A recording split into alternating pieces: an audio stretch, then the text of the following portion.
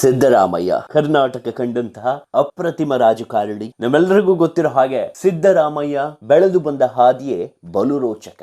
ಆದರೆ ಇನ್ನು ಮುಂದೆ ಸಿದ್ದರಾಮಯ್ಯ ಕರ್ನಾಟಕದಲ್ಲಿ ಸಿಎಂ ಆಗಿ ಉಳಿದಿಲ್ಲ. ನಮ್ಮೆಲ್ಲರಿಗೂ ಗೊತ್ತಿರೋ ಹಾಗೆ ಸಿಎಂ ಜಟಾಪಟಿಗೆ ಇದೀಗ ಫುಲ್ ಸ್ಟಾಪ್ ಬಿದ್ದಿರುವಂತದ್ದು. ಇಂದು ಸಿದ್ದರಾಮಯ್ಯನವರು ರಾಜೀನಾಮೆ ಕೊಟ್ಟಿದ್ದಾರೆ. ಈ ರಾಜೀನಾಮೆ ಕೊಡುವ ಮೂಲಕ ಕರ್ನಾಟಕದಲ್ಲಿ ಸಮಾಜವಾದ ಇರುವಂತಹ ಒಂದು ಪಕ್ಷದ ಕೊಂಡಿ ಕಳಚಿ ಹೋಗಿದೆ ಅಂತಾನೆ ಹೇಳ್ಬೋದು. ಯಾಕಂತಂದ್ರೆ ಅಹಿಂದ ಹೋರಾಟದ ಮೂಲಕ ಕರ್ನಾಟಕ ರಾಜಕೀಯಕ್ಕೆ ಕಾಲಿಟ್ಟಂತಹ ಸಿದ್ದರಾಮಯ್ಯ ಅವರು ಇನ್ನು ಮುಂದೆ ಕಾಂಗ್ರೆಸ್ ನಲ್ಲಿ ಕಾಣಿಸ್ಕೊಂಡ್ರು ಸಿಎಂ ಆಗಿ ಕಾಣಿಸ್ಕೊಳ್ಳಲ್ಲ ಅನ್ನುವಂತ ಬೇಸರ ಅನೇಕರಲ್ಲಿ ಕಾಣ್ತಾ ಇದೆ. ಅದರಲ್ಲೂ ಸಿದ್ದರಾಮಯ್ಯ ಅಭಿಮಾನಿಗಳು ಈಗಾಗಲೇ ಕಾಂಗ್ರೆಸ್ ತನ್ನ ತನವನ್ನ ಕಳ್ಕೊಳ್ತಾ ಇದೆ ಅನ್ನುವಂತ ರೀತಿಯಲ್ಲಿ ಅಭಿಪ್ರಾಯವನ್ನ ವ್ಯಕ್ತಪಡಿಸಿರುವಂತದ್ದು. ಸಿದ್ದರಾಮಯ್ಯನವರ ಕೊಡುಗೆ ಕೂಡ ಕರ್ನಾಟಕ ಕಾಂಗ್ರೆಸ್ಗೆ ಅಷ್ಟು ಪ್ರಮುಖವಾಗಿತ್ತು.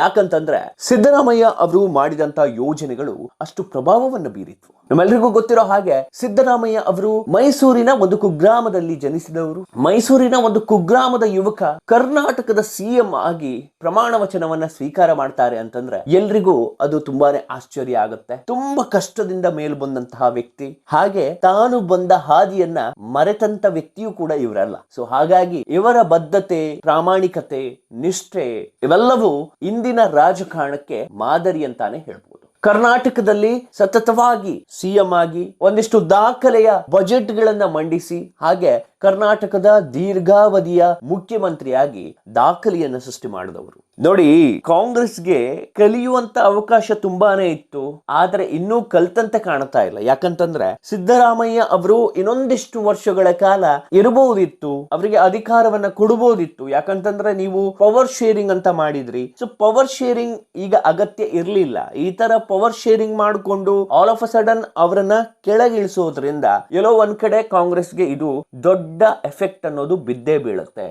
ಯಾಕಂತಂದ್ರೆ ಸಿದ್ದರಾಮಯ್ಯ ಒಳ್ಳೆಯ ನಾಯಕ, ಹಾಗೆ ಸಮಾಜವಾದವನ್ನ ತಲೆಯಲ್ಲಿ ಇಟ್ಕೊಂಡಿರುವಂತಹ ನಾಯಕ. ಸೊ ಹಾಗಾಗಿ ಸಮಾಜದ ಅಭಿವೃದ್ಧಿಗಾಗಿ ತನ್ನೆಲ್ಲ ಆಲೋಚನೆಗಳನ್ನ ಕಾಂಗ್ರೆಸ್ಗಾಗಿ ಮುಡಿಪಾಗಿಟ್ಟಂತ ನಾಯಕ. ಸೊ ಇವರು ನಡೆದು ಬಂದ ಹಾದಿಯ ಹಾಗೆ ಒಂದು ಸುದೀರ್ಘವಾದಂತ ರಾಜಕೀಯ ಎಕ್ಸ್ಪೀರಿಯನ್ಸ್ ಇರುವಂತ ನಾಯಕ, ಹಿರಿಯ ನಾಯಕ. ಇವರನ್ನ ಈ ರೀತಿಯಾಗಿ ಕೆಳಗಿಳಿಸೋದಿದೆಯಲ್ಲ, ತುಂಬಾನೇ ಬೇಸರ ತರಿಸುತ್ತೆ. ಹಾಗೆ ಕಾಂಗ್ರೆಸ್ಗೆ ಇದು ದೊಡ್ಡ ಪಾಠವಾಗಿ ಪರಿಣಮಿಸಬಹುದು. ಸೊ ಹಾಗಾದ್ರೆ ಕಾಂಗ್ರೆಸ್ ನಿಂದ ಸಿದ್ದರಾಮಯ್ಯನವರನ್ನ ಇಳಿಸೋದ್ರಿಂದ ಏನೆಲ್ಲ ಎಫೆಕ್ಟ್ ಆಗುತ್ತೆ ಅನ್ನೋದ್ರ ಬಗ್ಗೆ ಇಂದಿನ ಈ ವಿಡಿಯೋದಲ್ಲಿ ನಾನು ಮಾಹಿತಿಯನ್ನ ನೀಡ್ತೇನೆ. ನೀವು ಇನ್ನೂ ನಮ್ಮ ಚಾನೆಲ್ ಅನ್ನ ಸಬ್ಸ್ಕ್ರೈಬ್ ಆಗದಿದ್ದಲ್ಲಿ ಸಬ್ಸ್ಕ್ರೈಬ್ ಆಗಿ, ಹಾಗೆ ಬೆಲ್ ಐಕಾನ್ ಕ್ಲಿಕ್ ಮಾಡೋ ಮೂಲಕ ನೋಟಿಫಿಕೇಶನ್ ಅನ್ನ ಪಡೆಯಿರಿ. ಬಳ್ಳಾರಿ ಪಾದಯಾತ್ರೆ ಇದು ರಾಜ್ಯ ರಾಜಕೀಯದಲ್ಲಿ ಇಂದಿಗೂ ಅಚ್ಚಳಿಯದ ದಾಖಲೆ. ಸಿದ್ದರಾಮಯ್ಯ ಇದೊಂದು ಪಾದಯಾತ್ರೆ ಇಲ್ಲದಿದ್ದರೆ ಅಪೂರ್ಣವಾಗುತ್ತೆ. ಎಸ್.ಎಂ. ಕೃಷ್ಣ ಅವಧಿಯ ನಂತರ ಭಾಗಶಃ ಸಂಘಟನಾತ್ಮಕವಾಗಿ ಕುಸಿಯುತ್ತಿದ್ದಂತ ರಾಜ್ಯ ಕಾಂಗ್ರೆಸ್ಗೆ ಸಿದ್ದರಾಮಯ್ಯ ಸಂಘಟಿಸಿದ ಬಳ್ಳಾರಿ ಪಾದಯಾತ್ರೆ ಕೇವಲ ಆಕ್ಸಿಜನ್ ಅಲ್ಲ, ಅಮೃತವನ್ನೇ ಕುಡಿಸಿತ್ತು. ಅಂದಿನ ಬಿ.ಎಸ್. ಯಡಿಯೂರಪ್ಪ ನೇತೃತ್ವದ ಸರ್ಕಾರದಲ್ಲಿ ಬಳ್ಳಾರಿಯಲ್ಲಿ ರೆಡ್ಡಿ ಗಣಿದಣಿಗಳು ನಡೆಸಿದಂತಹ ಕೋಟ್ಯಾಂತರ ಮೌಲ್ಯದ ಅಕ್ರಮ ಗಣಿಗಾರಿಕೆ ವಿರುದ್ಧ ಸಿದ್ದರಾಮಯ್ಯ ತೊಡೆ ತಟ್ಟಿ ನಿಂತಿದ್ರು. ತಾಕತ್ತಿದ್ರೆ ಬಳ್ಳಾರಿಗೆ ಬಾ ಎಂದು ಸವಾಲು ಹಾಕಿದ ಅಂದಿನ ಸಚಿವ ಜನಾರ್ದನ್ ರೆಡ್ಡಿಗೆ ಸದನದಲ್ಲೇ ತೊಡೆ ತಟ್ಟಿ ಪ್ರತಿ ಸವಾಲು ಹಾಕಿ ಬಂದೇ ಬರ್ತೀನಿ, ತಾಕತ್ತಿದ್ರೆ ತಡೆದ್ ನೋಡು ಅನ್ನುವಂತ ರೀತಿಯಲ್ಲಿ ಆಕ್ರೋಶವನ್ನ ವ್ಯಕ್ತಪಡಿಸಿ ಪಾದಯಾತ್ರೆಯನ್ನ ಆರಂಭಿಸಿದ್ರು. ಈ ಪಾದಯಾತ್ರೆಯಲ್ಲಿ ಇಡೀ ಕಾಂಗ್ರೆಸ್ನ ಕಾರ್ಯಕರ್ತರು ಇರ್ಬೋದು, ಅಸಂಖ್ಯಾತ ಕಾರ್ಯಕರ್ತರು ಭಾಗವಹಿಸಿದ್ರು. ಇಡೀ ಕಾಂಗ್ರೆಸ್ಗೆ ಇದೊಂದು ಬೂಸ್ಟ್ ನೀಡಿದಂತಾಯ್ತು. ಹಿರಿಯ ನಾಗರಿಕರಿರ್ಬೋದು, ಯುವಕರಿರ್ಬೋದು, ಎಲ್ಲರೂ ಈ ಪಾದಯಾತ್ರೆಯಲ್ಲಿ ಪಾಲ್ಗೊಂಡ್ರು. ಈ ಪಾದಯಾತ್ರೆಯನ್ನ ಯಶಸ್ವಿಯಾಗಿ ಪೂರ್ಣಗೊಳಿಸಿ ಕಾಂಗ್ರೆಸ್ನ ಅಧಿಕಾರ ತರಲಿಕ್ಕೆ ಮುಂಚೂಣಿಯಲ್ಲಿ ನಿಂತು ಸಾಧಿಸಿ ತೋರಿಸಿದವರು ಇದೇ ಸಿದ್ದರಾಮಯ್ಯ ಅವರು.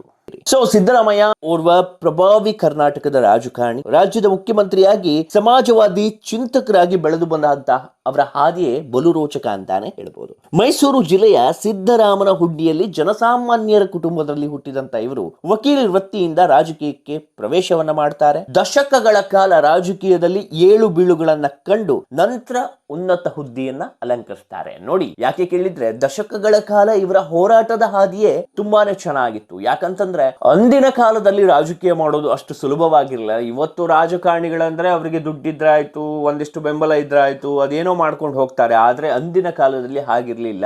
ಆವಾಗ ದುಡ್ಡಿನಿಂದ ರಾಜಕಾರಣ ಇರ್ಲಿಲ್ಲ. ನಿಮ್ಮ ಚಿಂತನೆಗಳಿಗೆ ಜನರು ಬೆಲೆ ಕೊಡ್ತಾ ಇದ್ರು. ಆ ಚಿಂತನೆಗಳನ್ನ ಇಟ್ಟುಕೊಂಡು ತನ್ನ ರಾಜಕೀಯ ಜರ್ನಿಯನ್ನ ಇವರು ಪ್ರಾರಂಭ ಮಾಡ್ತಾರೆ. ಸೊ 1978ರಲ್ಲಿ ಮೈಸೂರು ತಾಲೂಕು ಪಂಚಾಯತ್ ಚುನಾವಣೆಯಲ್ಲಿ ಸ್ಪರ್ಧಿಸುವ ಮೂಲಕ ರಾಜಕೀಯಕ್ಕೆ ಪ್ರವೇಶ ಕೊಡ್ತಾರೆ. ವಿಧಾನಸಭೆಗೆ ಆಯ್ಕೆ ಆಗ್ತಾರೆ. 1983ರಲ್ಲಿ ಚಾಮುಂಡೇಶ್ವರಿ ಕ್ಷೇತ್ರದಿಂದ ಲೋಕದಳ ಪಕ್ಷದ ಅಭ್ಯರ್ಥಿಯಾಗಿ ಸ್ಪರ್ಧೆ ಮಾಡಿ ಮೊದಲ ಬಾರಿಗೆ ವಿಧಾನಸಭೆಯನ್ನ ಇವರು ಪ್ರವೇಶ ಮಾಡ್ತಾರೆ. ನಂತರ ರಾಮಕೃಷ್ಣ ಹೆಗಡೆ ಅವರ ಸರ್ಕಾರದಲ್ಲಿ ಪಶುಸಂಗೋಪನೆ ಮತ್ತು ರೇಷ್ಮೆ ಖಾತೆ ಸಚಿವರಾಗಿ ಕಾರ್ಯನಿರ್ವಹಿಸುತ್ತಾರೆ. ಇದೆಲ್ಲ ಆಗಿ ಇವರು ನಂತರ ಸಮಾಜವಾದಿ ನಾಯಕತ್ವ ಮತ್ತು ಜನಪರ ಬಜೆಟ್ ಅಹಿಂದ ನಾಯಕತ್ವದಿಂದ ಸಿಕ್ಕಾಪಟ್ಟೆ ಸುದ್ದಿ ಆಗ್ತಾರೆ. ಹಿಂದುಳಿದ ವರ್ಗಗಳು, ಮೈನಾರಿಟೀಸ್ ಮತ್ತು ದಲಿತರ ಹಕ್ಕುಗಳಿಗಾಗಿ ಧ್ವನಿ ಎತ್ತುವಂತ ಕೆಲಸವನ್ನ ಮಾಡ್ತಾರೆ. ರಾಜ್ಯ ರಾಜಕಾರಣದಲ್ಲಿ ಪ್ರಬಲ ನಾಯಕರಾಗಿ ಈ ಮೂಲಕ ಹೊರಹೊಮ್ಮುತ್ತಾರೆ. ಕಾಂಗ್ರೆಸ್ ಸೇರ್ಪಡೆ ಆಗ್ತಾರೆ. 2006ರಲ್ಲಿ ಇವರು ಜೆಡಿಎಸ್ ನಿಂದ ಹೊರಬರ್ತಾರೆ.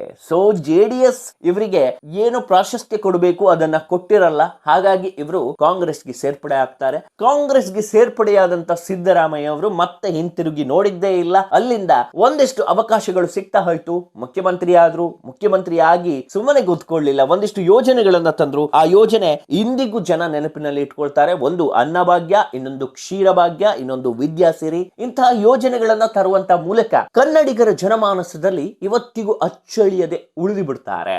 ನೋಡಿ, ಒಬ್ಬ ರಾಜಕಾರಣಿ ಎಕ್ಸ್ಪೀರಿಯನ್ಸ್ ರಾಜಕಾರಣಿ ಆಗಿದ್ದಾಗ ಅವನಿಗೆ ಯಾವ ಸಿಚುವೇಶನ್ ಕೊಟ್ಟರು ಕೂಡ ಅದನ್ನ ಹ್ಯಾಂಡಲ್ ಮಾಡುವಂತ ಕೆಪಾಸಿಟಿ ಇರುತ್ತೆ. ಆ ಕೆಪಾಸಿಟಿ ಅನ್ನೋದು ಸಿದ್ದರಾಮಯ್ಯ ಅವರಿಗಿದೆ. ಇನ್ನೊಂದು, ಅಹಂಕಾರ ಇಲ್ಲ ಈ ವ್ಯಕ್ತಿಗೆ.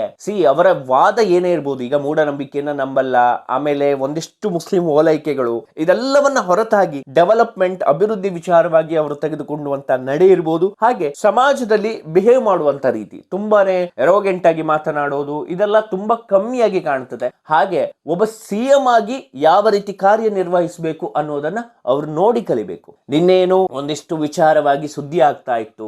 ಅವರಿಗೆ ಡೆಲ್ಲಿ ರಾಜಕಾರಣಕ್ಕೆ ಬುಲಾವನ್ನ ಹಾಕ್ತಾರೆ ಹೈಕಮಾಂಡ್ ಅವರು. ಆದ್ರೆ ಸಿದ್ದರಾಮಯ್ಯ ಅವರು ಡೆಲ್ಲಿ ರಾಜಕಾರಣಕ್ಕೆ ಬರ್ಲಿಕ್ಕೆ ಒಪ್ಪಲ್ಲ. ಯಾಕೆ ಒಪ್ಪಲ್ಲ ಅಂತಂದ್ರೆ ಅವ್ರ ಹಿಂದೆ ಹೇಳಿದ್ರು, ನಂಗೆ ನೆನಪಿದೆ, ನನಗೆ ಅಲ್ಲಿನ ವೆದರ್ ಆಗಲ್ಲ.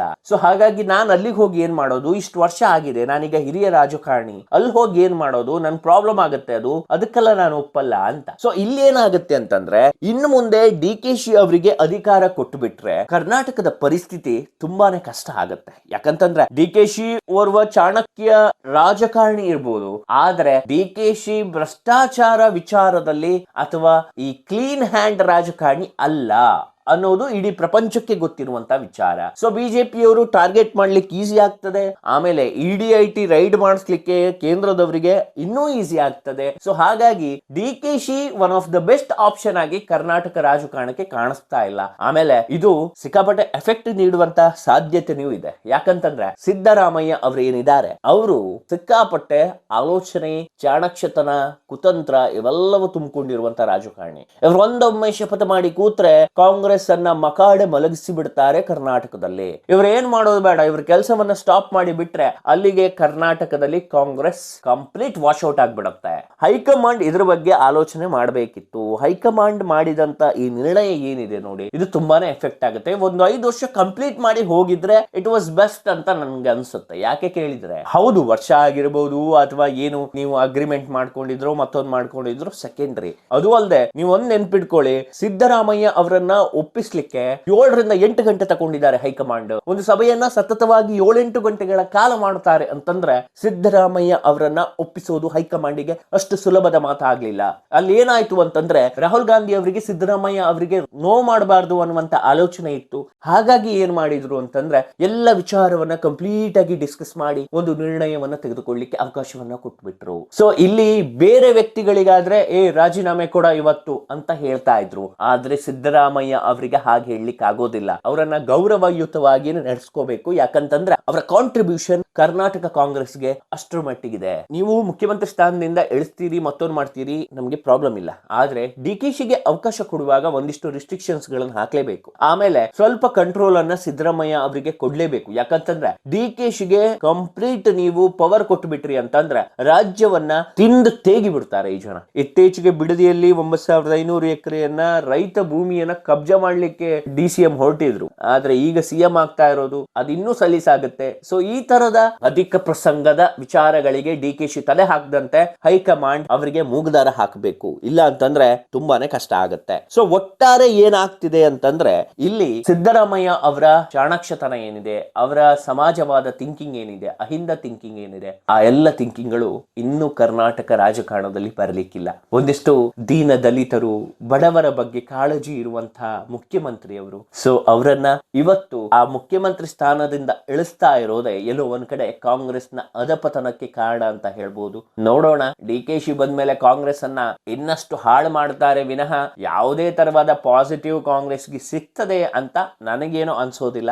ಆದ್ರೆ ಸಿದ್ದರಾಮಯ್ಯ ಅವರು ಡಿಕೆಶಿ ಅವರನ್ನ ಕಂಟ್ರೋಲಿಗೆ ತಕ್ಕೊಂಡು ರಾಜಕಾರಣವನ್ನ ಮುಂದುವರಿಸಿದ್ರೆ ಎಲ್ಲೋ ಒಂದ್ ಕಡೆ ಪ್ಲಸ್ ಆಗಬಹುದೇನೋ.